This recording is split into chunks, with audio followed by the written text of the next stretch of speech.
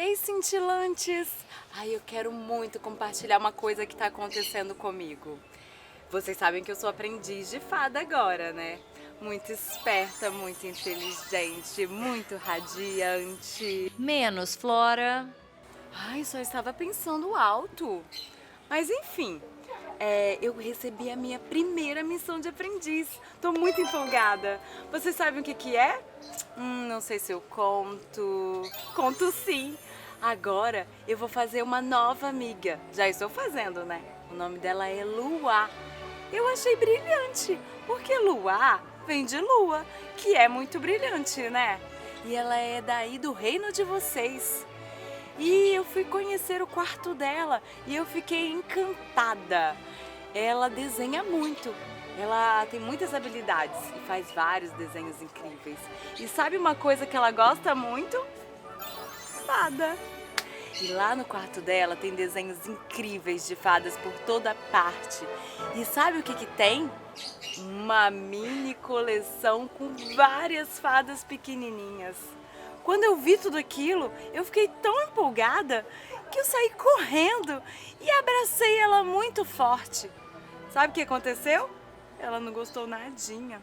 Ela chorou muito, saiu correndo, sentou no cantinho do quarto e ficou lá, chorando. E eu não sabia o que fazer.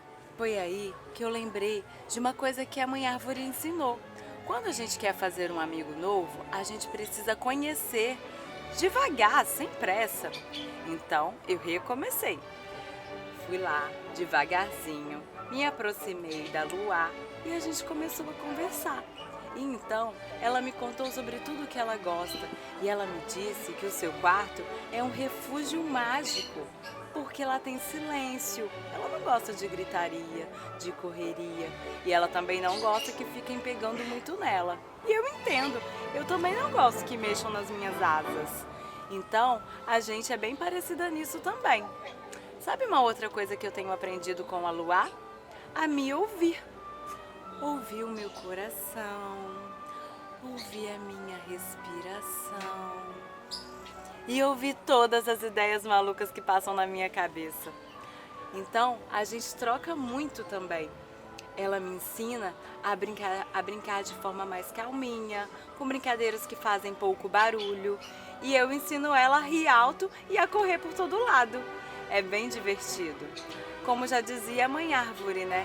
Quanto mais a gente brinca com pessoas diferentes, mais divertida a brincadeira é.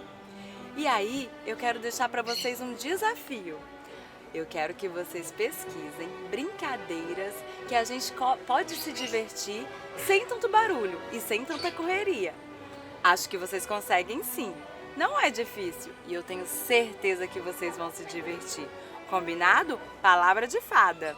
Então era isso, gente. Até a próxima aventura e beijinhos cintilantes.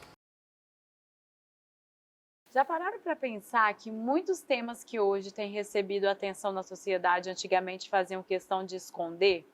Doenças, síndromes, transtornos, então, alguns nem podiam ser citados o nome. E quando o assunto tratava da especificidade humana, era um tal de, é assim mesmo. Mas hoje nós sabemos que não é. E não é mesmo. As pessoas são únicas e elas fazem parte de um todo. Desenvolver de hoje vem tratar sobre o aumento de casos de transtorno global do desenvolvimento, o TGD. Crianças com transtorno global do desenvolvimento apresentam dificuldades em iniciar e manter uma conversa, algumas evitam o contato visual, podem demonstrar aversão ao toque do outro e assim acabam mantendo-se isoladas. De 3 a 5 anos é mais difícil diagnosticar o nível do desenvolvimento, o nível até mesmo do transtorno. A partir de quando as crianças começam a se manifestar melhor, é que isso começa a ser diagnosticado. E para falar a respeito disso, a gente está aqui hoje com a Carla Gagno, que é coordenadora da Educação Especial do município de Vitória. E também a gente está aqui com o Paulo Vitor Leite, que é pai do Bernardo, de 7 anos, que tem transtorno do espectro autista. Bem-vindos, muito obrigada por estarem aqui. Muito obrigado. Eu fiz uma confusão nessa nossa introdução, porque falar do TGD, que é muito mais simples, né? É mais simples falar a expressão, mas a gente vê que é complicado ainda na sociedade toda essa questão para o diagnóstico, embora a gente perceba que está aumentando. Tá mesmo, professora?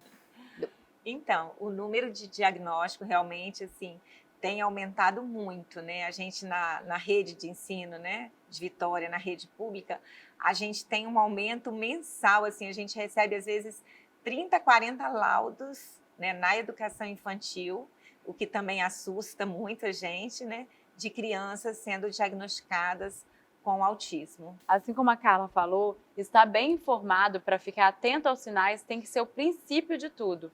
O transtorno é uma coisa, a dificuldade de aprendizagem é outra.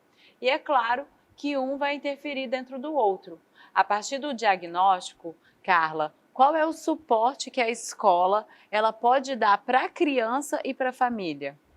Então, a escola ela tem uma função social muito definida na vida da criança, né? Na vida de todo mundo, na vida de todos os estudantes. E a primeira coisa que a gente faz, quanto escola, o suporte que a gente faz, é o nosso currículo, porque assim, a infância, a educação infantil, ela tem um currículo próprio, bem específico, que é olhar para a criança, né, como criança. A gente não olha para nenhuma das crianças que estão ali, né, a partir de um laudo. As crianças não estão ali, o professor não está ali, né, para diagnosticar uma criança e a criança não está ali para a gente olhar para ela a partir de um laudo. Tem que separar as coisas, né? Saúde é saúde, educação é educação. Exatamente. A gente está ali para olhar para essa criança, né, como alguém que cria, como alguém que produz cultura, como alguém que experimenta, que vivencia, porque é isso que se espera da infância, que a criança brinque, né? Hoje os nossos espaços de convivência para a infância também, eles estão muito limitados, né? Estão muito cimentados, né? E a gente sabe que a criança, todos nós, mas a criança em especial, ela é um ser muito intenso, né, e com uma necessidade muito grande de natureza, de espaço, de movimento. A criança ela é um serzinho em movimento, porque ela aprende, né, ela se desenvolve a partir do brincar, a partir do interagir.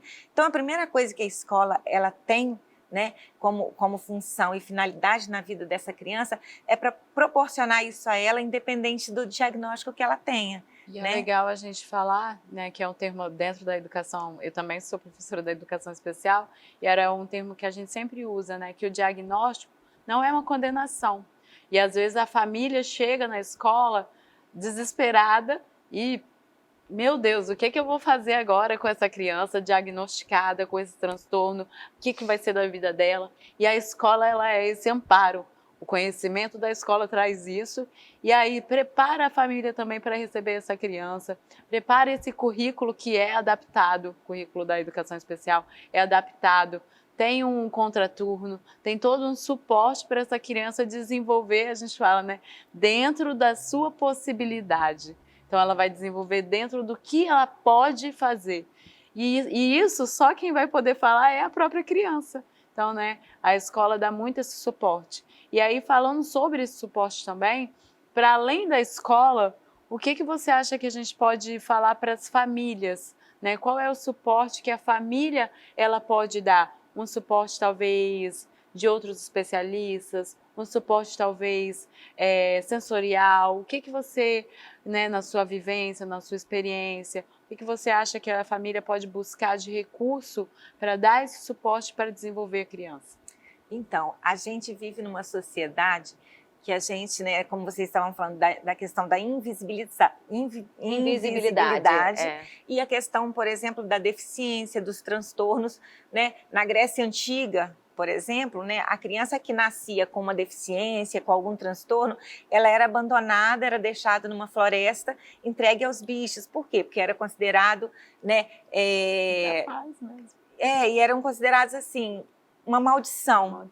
Hoje, né, a gente fala aí de uma Constituição, que inclusive no seu artigo 205 fala o quê? A educação é para todos, direito, né, é direito da criança, do estudante, dever do Estado, né, nós como agente do Estado, e dever da família. Então, a gente fala de uma escola inclusiva, de uma sociedade diversa. Então, a primeira coisa que eu penso, né, e a escola ela é esse lugar, é não rotular, né? É não rotular. Então, o suporte, eu acho que é o acolhimento que a gente precisa fazer essa família, de entender que a gente não vai, né, dentro da corponormatividade, a gente não vai adaptar essa criança para que ela se encaixe aquilo que a gente deseja, né, aquilo que a gente idealiza. Ao contrário, se a gente está falando de uma escola inclusiva, de uma sociedade que precisa respeitar a diversidade, somos nós, quanto sociedade, nós, quanto escola que precisamos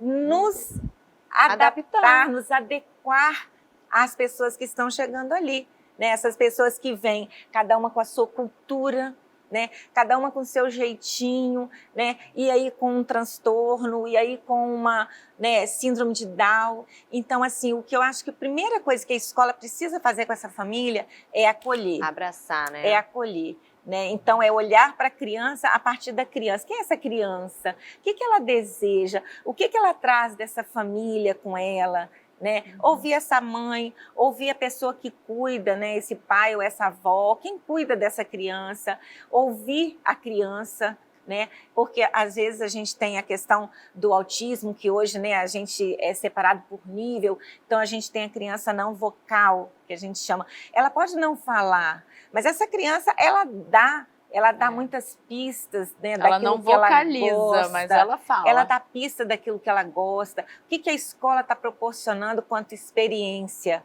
né, para essa criança? Será que, de fato, né, algumas nuances que as crianças têm, algumas crianças com autismo, né, mais grave, que elas têm um sofrimento de estar nos espaços mais coletivos? Será que esse sofrimento se dá porque, de fato, a escola de educação infantil ela está muito emparedada, muito confinada, né? E não nesse espaço de brincar, de interagir de fato? Então, porque muitas vezes a gente gosta muito de olhar a deficiência do outro e não reconhecer que a deficiência está na gente. Hoje a gente ainda tem uma escola no mesmo modelo fabril do século XIX. É isso. Né? Mas mesmo assim, vamos botar o Paulo na conversa, a educação, ainda do jeito que está, desse jeito mais engessado, mais antigo, foi a virada de chave para o Bernardo, né? Exatamente. Conta um pouquinho da história dele. Então, o Bernardo, né, ele sempre foi uma criança muito reservada. Ele evitava o contato, conversar com... ele é não verbal até hoje, ele não verbaliza ainda, mas se comunica, mas ele nem se comunicar, às vezes ele não sabia falar, nem pedir algo, ele às vezes ficava parado, esperando, né, a gente tentar identificar alguma coisa, ou ele chorava para a gente tentar descobrir. E eu e a mãe dele observamos, né, algumas características, né, às vezes ele gostava muito de ficar olhando para a luz, ele não mantinha contato visual, e por conta disso era só comigo, até a mãe achou que, puxa, era alguma rejeição que ele tinha com ela, isso afetou a nossa família de uma forma, né? E eu falava, não, é alguma coisa diferente. E aí, com um ano e meio, nós decidimos ir atrás de um especialista, falando, vamos buscar alguma ajuda, porque não é normal, o Bernardo tem alguma coisa diferente, né, que não é padrão de outras crianças. E nós fomos atrás do neuro, de alguns pediatras, até que com um ano e meio, que é um caso raro, porque normalmente eles começam a pesquisar, começam a partir dos 3 anos, né? E às vezes demoram vários e vários anos para tirar o diagnóstico. E o Bernardo foi muito rápido. E com um ano e meio, quando a gente identificou, né, que ele possuía, naquela época, traços, né, de uma criança autista, né, estava formando o diagnóstico ainda, nós decidimos que a gente tinha que ir atrás de um convívio dele com outras crianças, porque o convívio dele, né, até a própria professora disse que hoje as crianças estão limitadas, né, a ambientes fechados, que era o caso do Bernardo, né, era eu, ele, a mãe, o irmão e os avós. Então, ele não tinha contato com outras crianças, a gente muitas vezes íamos na pracinha para brincar, para levar ele para brincar, e ele não tinha contato, ele não queria ficar com outras crianças, ele só queria ficar com adultos, né, e a partir do momento que a gente descobriu, nós fomos na escola exatamente no dia seguinte para matricular ele, foi quando ele mudou totalmente. E foi muito legal, porque hoje mesmo, né, ele vai fazer 7 anos agora, e eu vejo ele brincando com outras crianças, ele interagindo, né, a formatura dele do ensino, do prezinho, né, que foi agora no final do ano, foi um conforto muito grande, né, ver as outras crianças interagindo, cuidando dele, né. teve uma hora que foi tirar foto, né? Aí eu chamei ele e os coleguinhas, eu falei, não, tio, ele não sabe falar, ele não sabe falar, descuidando. Então, eu vejo que não só para ele, mas para as outras crianças também ter esse convívio, né? Com crianças de vários trejeitos é muito importante para a inclusão, e você acaba incluindo todo mundo, né? Quem é como a professora disse, uma criança com síndrome de Down, uma criança neuroatípica, uma criança atípica, você acaba englobando todo mundo e só traz benefícios, né? Tanto para as próprias crianças como para a sociedade. Não, isso é legal de falar, eu fico até emocionada de ouvir, que é exatamente isso, né? Quando a gente fala de inclusão, a gente às vezes coloca muito assim, mas eu vou colocar uma criança com necessidade especial numa sala, vai prejudicar as outras crianças. E não é isso, gente. A criança, as outras crianças, todas as crianças, elas nascem preparadas para isso. O problema, como você disse, né? Às vezes a deficiência está na gente adulto. A gente rejeita, a gente já tem isso na gente, a gente tem um preconceito. A criança não tem.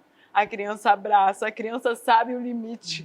Ela conversa entre ela, mesmo não vocalizando, elas se comunicam, porque elas se comunicam com o olhar. Crianças se comunicam com o olhar. Então ela sabe se, né, vamos supor, se o Pedro ele não gosta de contato, ele vai falar, ei, não encosta nele, ele não gosta que encosta, ele fica nervoso. Ele gosta desse brinquedo aqui, desse jeito aqui. Então elas se comunicam e a inclusão é isso, por isso que a gente, né, quem luta pela inclusão e por continuar na inclusão, é porque só assim a gente vai conseguir parar de fingir que essas pessoas não existem, elas estão aí e a gente está aqui para crescer e se desenvolver como sociedade e eles estão aqui só para ensinar para gente isso. E eles ensinam também, né? Você falou que estão aqui para ensinar a gente, eles de fato ensinam. Eu queria saber de vocês dois, né? Da experiência da paternidade e da experiência na educação, os estímulos, né? Porque as crianças com transtornos, com dificuldade, deficiência, enfim, elas, de uma maneira geral, elas precisam ter uma rotina com um pouco mais de atividade para estimulá-las ainda mais. Como fazer com que isso não torne as crianças cansadas, exaustas? Porque, assim, criança precisa brincar, criança precisa se divertir, criança precisa ser criança. A criança precisa, inclusive, do ócio, né? A criança precisa também do momento de ócio. Então, quando a gente fala de estímulo, o que seria esse estímulo, né? O que seria esse excesso de estímulo também? Então, a gente precisa ouvir e entrar em relação com essa criança, porque a gente fala, né, o tempo todo aqui, ninguém é igual a ninguém, a gente quer que as crianças aprendam com os diferentes, com as diferenças. Então, eu acredito também que a gente não tem uma receita pronta para todas as crianças. Não tem, né? Assim como ninguém é igual a ninguém, a pessoa com o diagnóstico de autismo, não é porque tem aquele diagnóstico que vai ser todo mundo igual. Não é porque tem o diagnóstico de síndrome de Down ou outra síndrome que vai ser todo mundo igual. Então, precisa sim de uma equipe multi, claro que precisa, né? Que aí vai, né, da parte clínica, que vai muito, né, hoje a gente tem várias linhas também de terapia, de métodos, né, de atendimentos clínicos, a gente tem vários, então isso vai muito da identificação da família. Mas a questão do estímulo, né, quando você traz a questão do estímulo, é isso, é primeiro olhar para a criança. Primeiro, porque às vezes um excesso de estímulo para uma criança vai ser só para causar mais sofrimento para ela. Exaustão, né? Falando nisso... Deixa ele falar um pouquinho sobre essa questão dessa rotina mesmo, para o desenvolvimento, porque eu acho que na questão do pai, né, eu como mãe, a gente fica buscando tanto ver o desenvolvimento dele, querendo que ele desenvolva, dando a ele ferramentas e ferramentas e de repente não percebe se está passando do limite, né? Eu assim, eu particularmente, né, a minha ex-mulher e a nossa família, inclusive, a gente preza muito pelo tempo dele, né? A gente vê que hoje, né, cada pessoa tem o seu tempo. Mas uma criança com transtorno, ela, mais do que nunca, ela tem o seu tempo, né? O Bernardo, por exemplo, ele tem 7 anos e ele não verbaliza ainda. E a gente escuta muito, quando que ele vai falar? Quando fala, gente, é o tempo dele. Para isso, a gente vai trabalhar com os estímulos. A gente leva na terapia, faz acompanhamento com o fonoaudiólogo desde novinho, para tentar, né, exercitar a fala. mas sempre respeitando o tempo dele. A gente busca identificar o que o Bernardo gosta. E a gente valoriza o que ele gosta de fazer. Por exemplo, o Bernardo, ele ama filmar e editar vídeo. Ele é filho de jornalista, ele teve que anos, puxar gente, alguma tá coisinha. vendo? E ele com 7 anos, Nada é limitador. e ele desde os 6 anos ele mexe com o computador. Desde os 6 meses ele mexe com o computador. Ele sentava no computadorzinho, no notebook, ficava futucando as teclas e mexendo. E aí, com o tempo, ele foi mexendo com o celular, e hoje é o tempo inteiro. Ele até uma briga, né, pra desgrudar ele um pouco do celular. Mas ele gosta de ficar filmando, às vezes ele vê os coleguinhas brincando, ele fica filmando, às vezes ele fica vendo um vídeo, e ele fica filmando, e depois ele começa a editar no celular os vídeos, às vezes ele senta no computador, e joga os vídeos que ele filmou tudo no computador, e começa a editar, fazer vinheta de programa, vinheta da galinha Já pitadinha. estamos vendo aí altas habilidades desse garoto, hein? E aí a gente acaba fortalecendo esse lado dele. Você gosta de fazer isso? Vamos fazer esse momento, que é o momento que ele fica relaxado. Mas também a gente busca outros momentos, né, para ele ter outras habilidades. Brincar com outras crianças, levar ele na pracinha, levar ele na praia, que ele ama praia. Né? Às vezes a gente pega a massinha de modelar, que fica fazendo uns bonequinhos para ele. Né? O avô dele, no final do ano passado, né, Natal, comprou um trampolim de jumping para ele, que ele gosta muito de pular. Então, vamos pular, coloca as musiquinhas para ele dançar. Então, a gente tenta estimular, fortalecer o que ele já gosta de fazer e tentar trazer outras habilidades para ele não ficar preso também somente no mundo. A gente tem que expandir esse mundo dele. E não tem nada mais importante do que respeitar o autista. A Vila Pindô é o primeiro cerimonial infantil com o selo Amigo do Autista.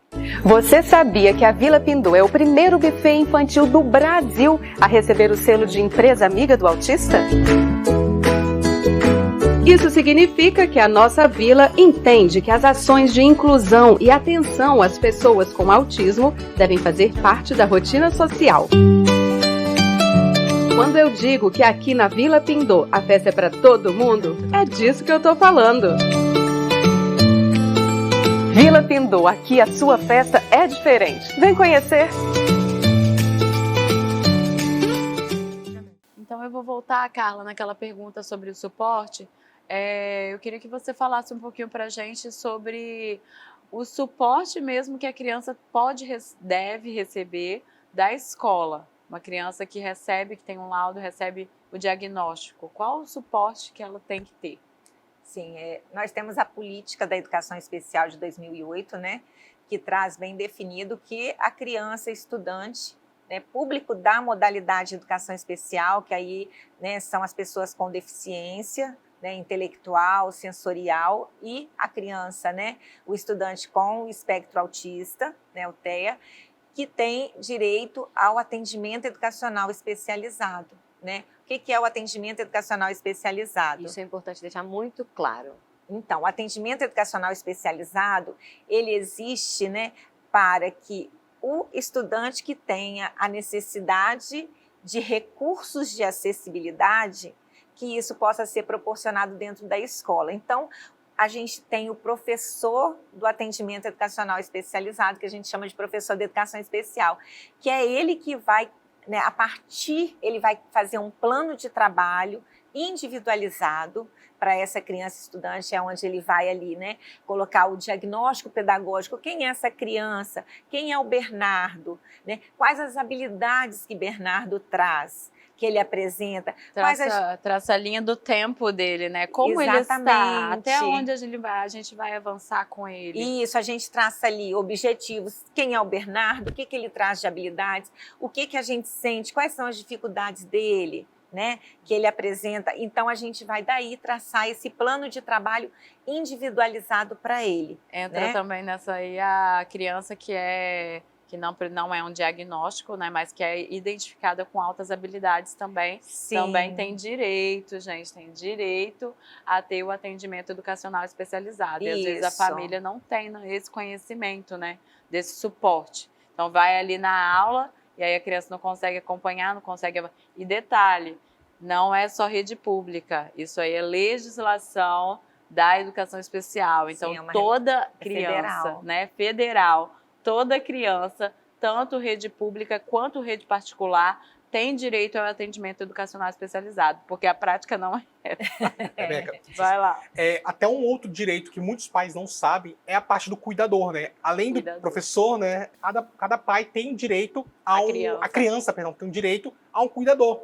E eu vejo que aqui na Grande Vitória, né, isso é muito presente, mas nas cidades do interior, né, os municípios do interior, isso é muito complicado, né? O meu filho mesmo hoje, ele mora em Piúma, e a gente demorou muito tempo para conseguir, né, um cuidador para ele dentro da escola, para auxiliar, porque, ou no caso dele, ele usa fralda ainda, ele não sabe verbalizar, então ele precisava, né, de um apoio maior da escola. Acho que a Carla até pode explicar um pouquinho o que é o cuidador, né? O que é o profissional que é o cuidador direito da criança. Exatamente. Quem é esse que aí profissional? tem o que acontece?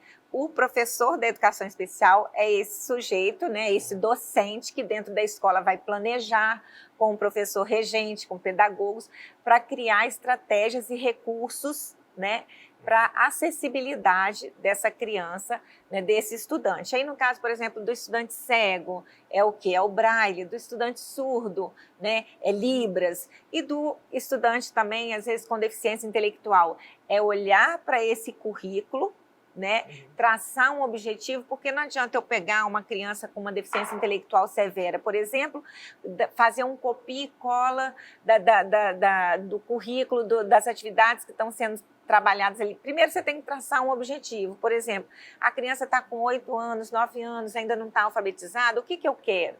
Vamos alfabetizar essa criança? Então, quais serão as estratégias que a gente vai estar trabalhando de alfabetização com essa criança? A criança com autismo, com dificuldade de interação, né? Ele tem, às vezes, outras habilidades, mas o grande que dele é a interação. O que eu vou estar trabalhando? Tudo isso vai estar no plano de trabalho especializado dele. E o cuidador entra onde? Exatamente Já é outro isso, profissional. que a gente traz a Lei Berenice Piana, né? Se vocês puderem, é 12.600 alguma coisa o número dessa lei, que é uma lei, né, também federal. A Lei Berenice Piana, ela fala, né, dos direitos da pessoa autista, né, desde a saúde até a educação. Ela traz que quem é esse cuidador que a pessoa vai ter direito, por exemplo, no ambiente escolar, vou falar da escola, né? Quando já não está previsto, e na educação infantil, por exemplo, até o grupo 4, a gente já tem assistente de educação infantil que ela está prevista para as atividades da vida diária, higienização, alimentação e locomoção. Então, ela já existe para todos, inclusive para aquela criança, porque entende-se que naquela faixa etária todos vão precisar desse auxílio. Quando a gente começa, né, as crianças vão crescendo, e aí já não tem esse suporte, a criança com autismo, como ele diz, a criança que ainda precisa, né, apesar da gente estar ali para trabalhar a autonomia dela, mas ela ainda precisa, né, de auxílio para a higienização dela, porque ela ainda está usando fralda, tem alimentação seletiva e às vezes na hora da alimentação ela precisa desse cuidado maior. Aí a gente, né, no caso do município de Vitória, a gente coloca na educação infantil uma assistente de educação infantil a mais ali naquela turma para criança. No ensino fundamental, a gente chama de cuidador, que vai estar ali na escola para dar esse suporte no sentido da atividade da vida diária, que é a higienização, alimentação e locomoção. Perfeito, gente. Então é isso, né? O que a gente pode resumir? Um olhar atento possibilita que nada limite o potencial de alguém. Pelo contrário, né? Através desse olhar é possível proporcionar ferramentas e meios e de acordo com a necessidade e a especificidade para que o desenvolvimento aconteça de forma plena. Então aqui a gente tem 3 pilares para desenvolver, que é o conhecimento, o respeito e a empatia. E é isso que a gente veio trazer para vocês hoje aqui, né? Até a semana que vem. Obrigada a todo mundo que está aqui com a gente. Obrigada. Que a gente possa ajudar vocês a desenvolver e levar o desenvolvimento para o de vocês. Até semana que vem. Obrigada. Tchau, tchau.